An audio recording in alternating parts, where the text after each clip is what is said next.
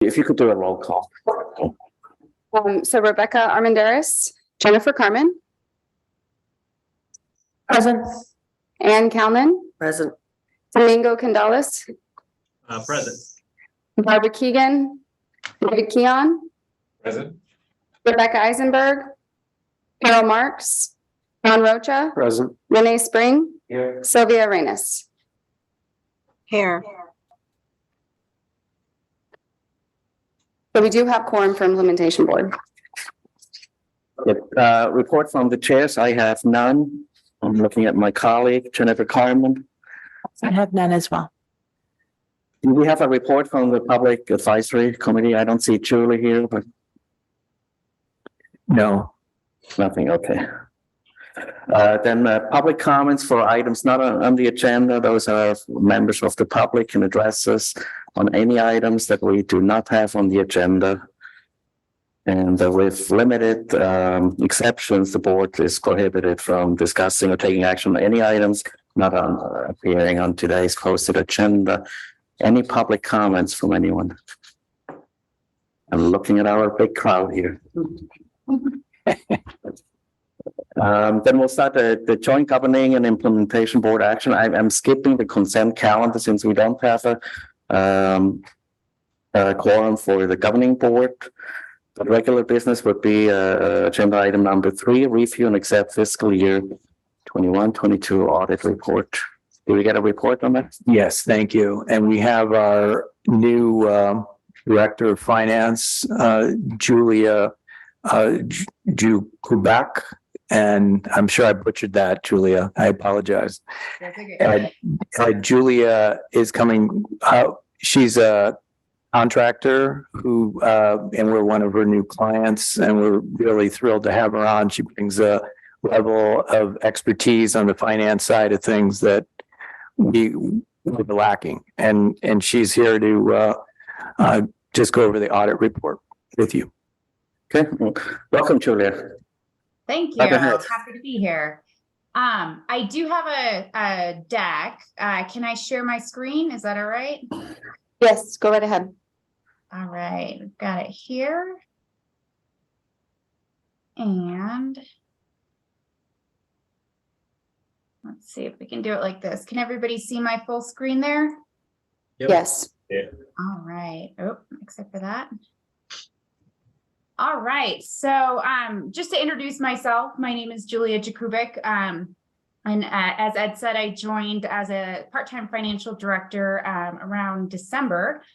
And I have a background in audit with Ernst & Young at the beginning of my career. And then I moved into internal audit and industry. And about 5 years ago, I went into consulting. So I'm really happy to be here.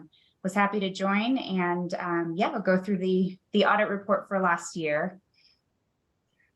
So the key highlights of the year, the balance sheet and the net position are strong, although mostly because of the environmental conditions, financial conditions, a slight decrease from last year, but still both very strong. Revenues were also lower than prior year, due mainly to no capital outlays this year and slower or lower permit activity. But on the positive side, expenses were decreased significantly this year as well. And then the audit results were all very positive. So just a highlight of the audit opinion and internal control report from the auditors. I'll read through these quickly. They're all positive outcomes of the audit. There was an unmodified opinion, no audit adjustments, no material weaknesses, no indications or allegations of fraud or difficulties with management, no unusual transactions noted, all accounting estimates were deemed reasonable, and there was no abuse or wasteful spending identified. So all in all, a really, really good audit report, really good results from the auditors. Any questions on that before I dive into the financials? Any questions from any board members? Oh, okay. And Ed, on these next few slides, please feel free to jump in if there's any color that you'd like to add as well. Please jump in.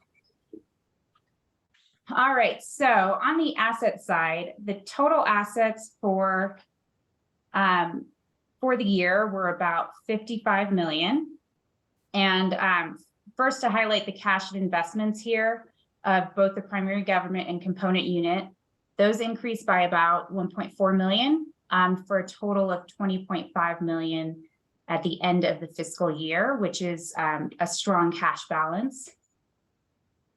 Total assets, although they decreased about 5.1 million, when we go to the next slide, the liabilities, you'll see those also decreased by about the same amount. So it's really not a loss in assets. It is a gross down of the balance sheet due mainly to the component unit, which is the Friends of Santa Clara Valley. So moving along to liabilities. As I mentioned before, these went down about 4.5 million. So that's about, let's see, about 80% of the decline in assets was also a decline in liabilities. Again, related to the component unit. So the net position, total net position is 54 million, which is a slight decrease from prior year. The decrease is at 653,000 or 1.2%, which is a slight decrease and due mainly to the decrease in investments because of the the financial environment in general. So of that 653 decrease in net position, 404,000 was related just to that investment loss. So hopefully that won't be repeated again in the coming year. But still a very strong net position, very, very strong. Historical revenues, so these will fluctuate significantly over the years. And it was a solid but low year for revenues. And especially when you compare it to the previous year, it looks very low, but in the previous year, we had two land purchases. So 2021 was unusually high. We had Tilton for 18 million and East Coyote Ridge for 4.3 million. And so in years where we have the capital outlays, those revenues are tied to the closing of the land purchases. And so it's just timing for those. Any questions on revenues? Renee, can you turn your mic on? Exactly. Any questions, board members? Hearing none, I'll ask the public at the end of the presentation. Perfect. So revenues this year, 3.1 million. The charges for services, so it wasn't just the capital outlay, but we also had lower collections from co-permittees, 5.7 million lower than the previous year. And it's just based on the co-permittee activity. We did have $1 million in operating grants this year, which was positive. And then this decrease of 24 million from the previous year is due to the land purchases, as I mentioned. And then revenues by type. So these are the different types of fees that we collect. I won't go through all of these in too much detail, but just to kind of show you the fluctuations on all the revenues and all the specific kinds of revenues. So the serpentine fees are per acre for serpentine lands, which the fee per acre is higher than a normal land cover fee. And this is the typical land cover fee here. We collected 1.5 million. And both of these also have portions contributed to the endowment. Nitrogen deposition fees are mostly based on vehicle day trips, and they were actually a bit higher than in the previous year. Western burrowing outfield fees are any development where nesting habitats are impacted. Those were quite a bit lower than the previous year. And 2018 was obviously a big year for that. And then wetland mitigation fees, similar to serpentine, higher fees for specific wetland habitats that are impacted. Those were quite a bit lower than last year as well.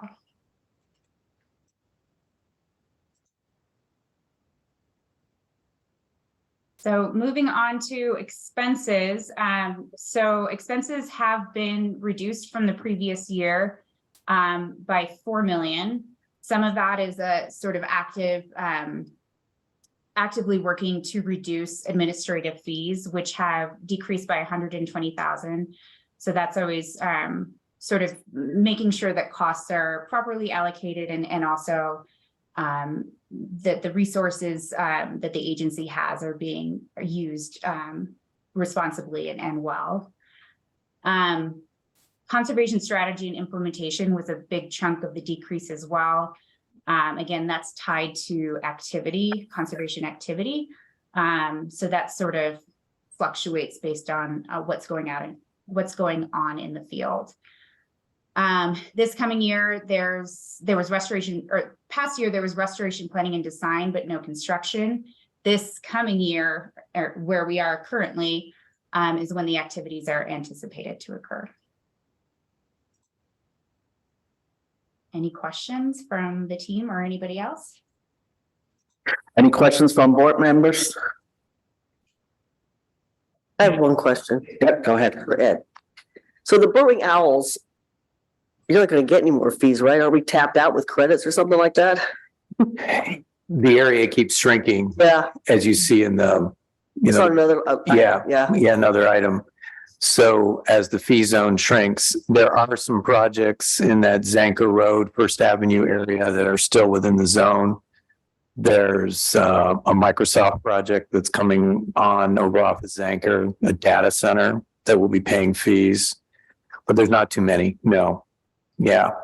So it kind of ties into the plight of the birds. You know, their habitat is shrinking.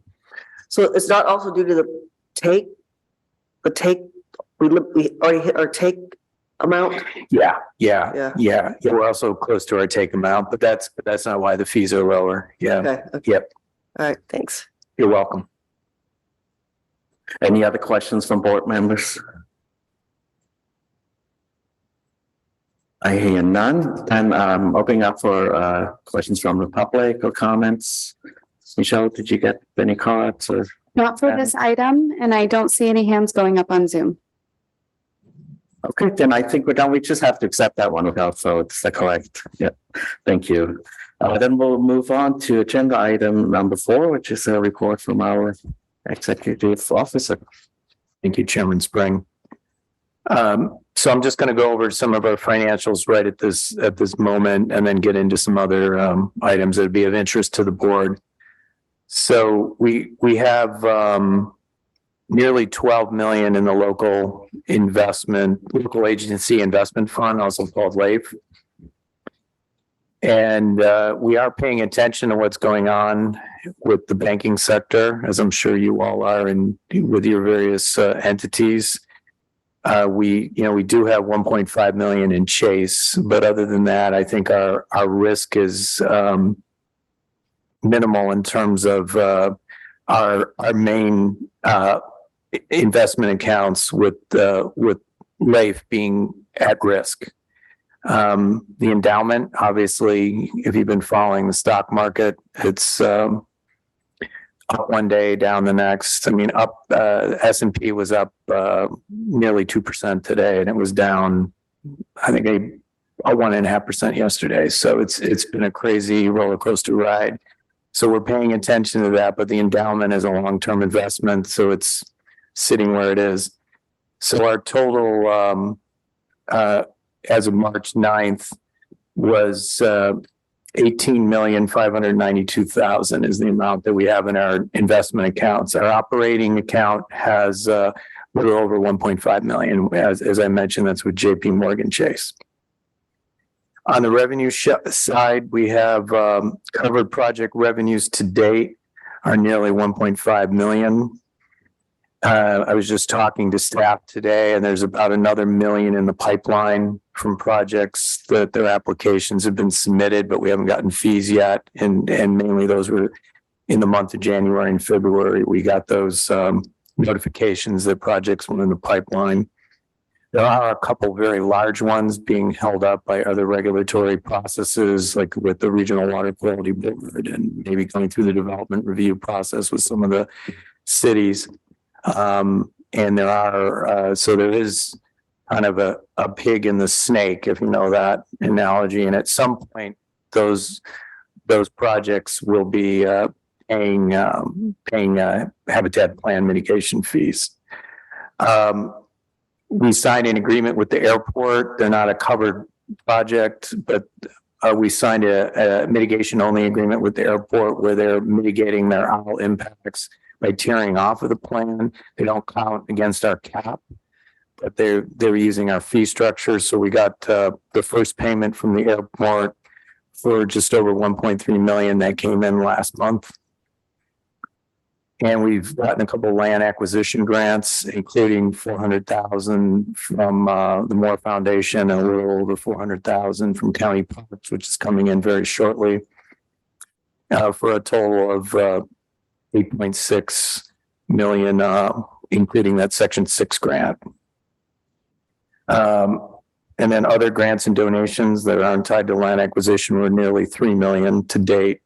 And then other program income and reimbursements were about 180,000 for a total of revenues to date of being 12.7 million. Now these land grants don't become revenue on our books until we actually buy a property. So I'm doing some different math than the math that Julia was going over with you, just to let you know that we did get some large grants that will go towards the acquisition of a property that Post just closed on Tuesday, which we'll talk about in a moment. On the expense side, to date, we spent nearly 4 million, and the adopted budget was just under 5.2 million. So we have about 1.3 million left to spend to stay within budget until the close of the fiscal year. So advocacy, I mean, we're continuing to work with our various, any questions on any of the financials? Any questions from board members? I'll open up for public then once you're done. And I wasn't trying to be rude. I got a text message from Rebecca Mandaris, and unfortunately she's working, so she's not able to make it. Okay. Thank you. Thanks for trying. So that's where virtual was good. You know, you could just take a quick break.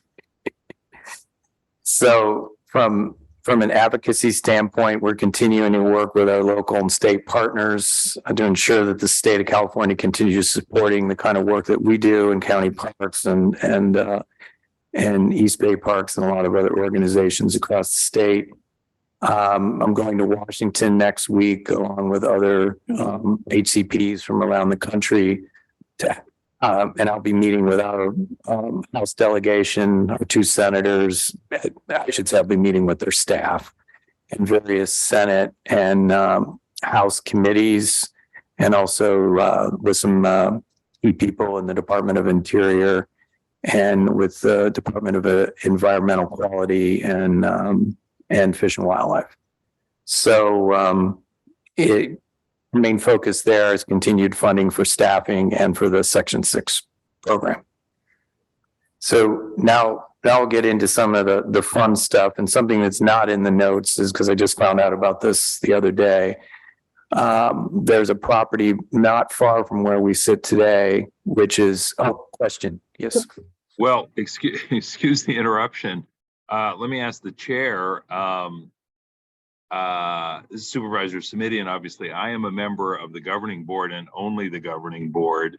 Do I gather we're not going to have a quorum, in which case I might step away from the meeting, since it doesn't look like we're ever going to have an official meeting to participate in for those of us who are just in the governing board. Yeah, if you don't mind sticking through this item right now, and then I think the consent calendar for the governing board will skip today since we don't have a quorum. But we will have the meeting of the implementation board. And Councilmember Spring, I just want to clarify, the only person I have that is solely governing board is Supervisor Simitian. Yeah. We need everybody else for implementation budget. So Supervisor, if you don't mind sticking through the end of the report that we're just listening to, and then you feel free to drop out. huh? All good. It just dawned on me I was not terribly useful here as the member of a non-convening body, but I'm happy to listen and learn for the rest of the presentation. Yeah. Thank you. You're always useful. Thank you. Please proceed here. So some good news, and we're going to be closing on, well, we're going to be recording an easement over the regional wastewater facility lands as the San Jose, Santa Clara Regional Wastewater Facility buffer lands. We're going to be placing a CE over that property. It's 201 acres. That's where the burrowing owls are breeding. There's also some rare plants there and some opportunities to do work to protect pollinator habitat. And it's also, we're hoping to be doing that in the next couple of months. And I want to shout out to the city of San Jose's environmental services staff that work with us to get that easement soon to be recorded. In escrow, we're in escrow on the 765 acre Malik Ranch property. We expect to close sometime next year because we're using grant funding from WCB. So that process takes a little time, including an appraisal approval by the state. The Malik family will retain ownership of the property with our CE placed over it. And that's in the 152 Pacheco Pass area. We also just closed on 1,130 acre O'Connell Ranch in February. That's near Costa de Fruta. We worked with the Conservation Fund on that one. And also Wildlife Conservation Network provided some funding. We're working with county parks and the Post and Moore Foundation on the Bates acquisition. And the close of escrow will occur early summer on that. That's near Mount Madonna County Park. And it's a 735 acre acquisition. And we have 4 additional properties at various stages in negotiation, one of which I can now reveal. It's the Lakeside property. It's the one that's adjacent to Tilton. So it's a 2,100 acre property just west of the Tilton Ranch. It's Post closed on that the other day, and we will be buying that property from Post. It will be getting funding from the Section 6 program. That's $6 million that I mentioned. We'll be going towards it, as well as funding from WCB. Hats off to Post. It was a long, complicated negotiation with the landowners to buy it, but they pulled it off and they worked out a deal. And it's an important property for county parks, for us and OSA. So we're really pleased with that acquisition and moving forward to buy it from Post. The important thing about Post is that they provide this interim entity that can buy properties. Sometimes a private individual or family doesn't want to work with a government entity. So they buy it and then they hold it until we get our funding to buy it from them. It has a couple hundred acres of serpentine on it. We know for sure 3 of the rare plants are on it, possibly the butterfly, sycamore alluvial, important mountain lion habitat, probably monarch out there. So it's a great pickup for the region. And then reintroduction of owls to Coyote Valley is underway, both at a county park and also at a OSA Post-owned property in Coyote Valley.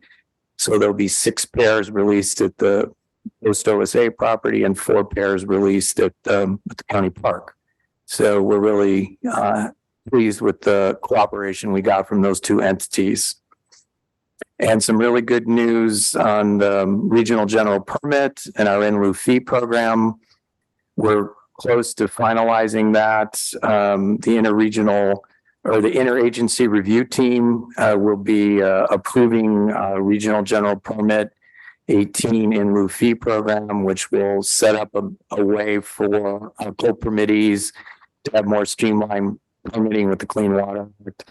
And this is a big deal to finally integrate those things with an in-lieu fee program. The Habitat plan is basically an in-lieu fee program for the Endangered Species Act. So this is a big deal, and it'll really help our co-permittees, both private and public entities, with their mitigation with the 404 and 401 programs. Thank you.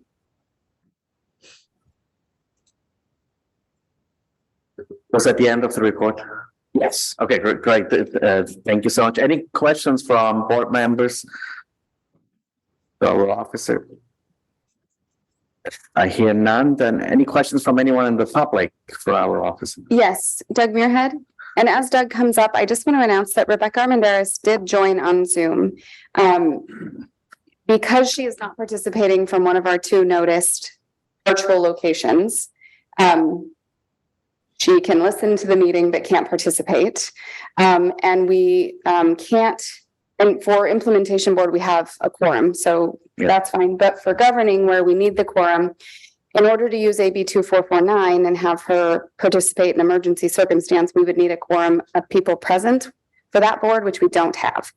So I see she is in as an attendee and has her hand up. So after Doug speaks, we can go ahead and call on her and see if she has any questions, or do you want to call on her right now? Yep, Mr. Moorhead Okay. is first. And then Thank you. Good afternoon, board members and staff. For the record, my name is Doug Muirhead. I live in Morgan Hill. I used to show up at these meetings and make public comment. I first wanted to thank the executive director for the presentation he gave to the joint meeting of OSA's board and Citizen Advisory Committee. It's always good to have your name and your work out in the public, and that's a pretty good agency and group of people to be reminded in case so many people are new in so many different agencies. We kind of have to keep in mind that we're not always speaking to the converted as we used to. My particular question had to do with the properties that were listed as acquired in today's report. Back in November of last year, in a contract that included a scope of work on grazing plans, there were two identified properties and one called South County Confidential. I would be curious how you use the word confidential, but I'm more curious if one of the properties that you have since acquired is that third party in the grazing plan. It is. It's the lakeside property. Okay, Yes. great. Thank you so much. Oh, you're Thank you. welcome. thank you, Mr. Moorhead. Any other questions? I am closing then. Well, no, I guess can't close it since we have Rebecca Armendariz who has her hand up. So Rebecca, you should be able to unmute in just a second. Thank There you you. Thank you, Chair Spring. I do have questions, but first I want to apologize, folks, especially Supervisor Semidian, for not being able to be there and contribute to a quorum. I had a mix up and I have work demands for my paid job, so I apologize to you all. But regarding the report on the land acquired, in particular around Pacheco Pass 152 and Casa de Fruta, the O'Connell and Malik properties, are those for wildlife conservation and parkland, or are those to contribute to the bridge, the wildlife bridge over 152? Yeah, that's a great question. We're still studying the feasibility of where a bridge would go. So potentially there could be a benefit for wildlife movement at the Casa de Fruta property and in enhancing location of the bridge might be east of there. We're still determining that. The Malik property is important for the facilitation of wildlife movement across that entire landscape. Both those acquisitions are more for the wildlife conservation benefits than the bridge location. But there are the secondary benefits potentially with both of them, with either undercrossings or movement across those properties for elk and mountain lion, which have been sited on both properties. Any other questions, Rebecca?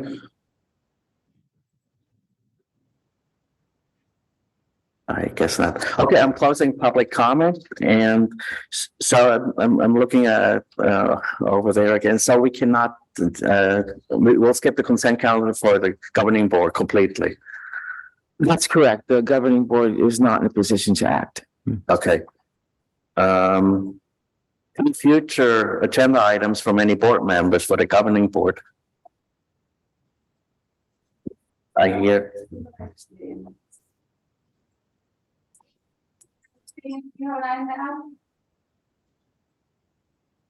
I think it just left. Okay, then we're adjourning the governing board and I hand over for the implementation board meeting. All right.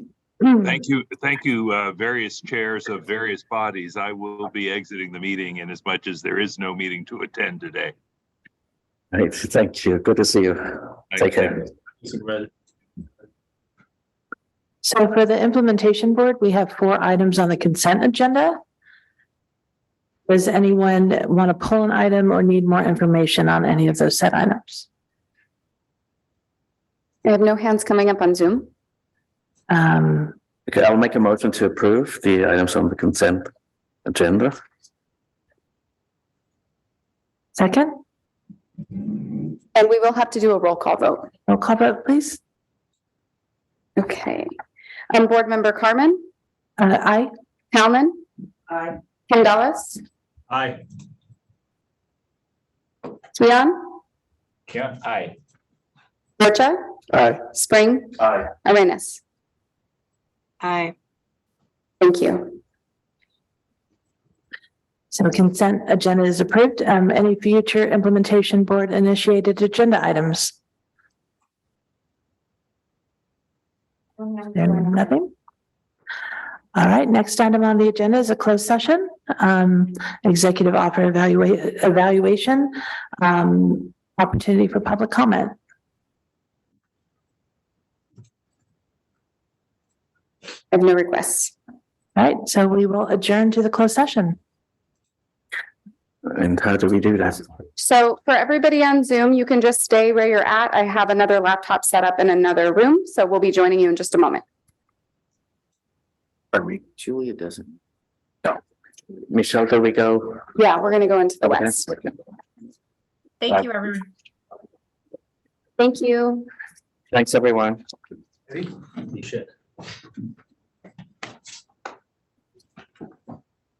You want to wait for me in our office upstairs there?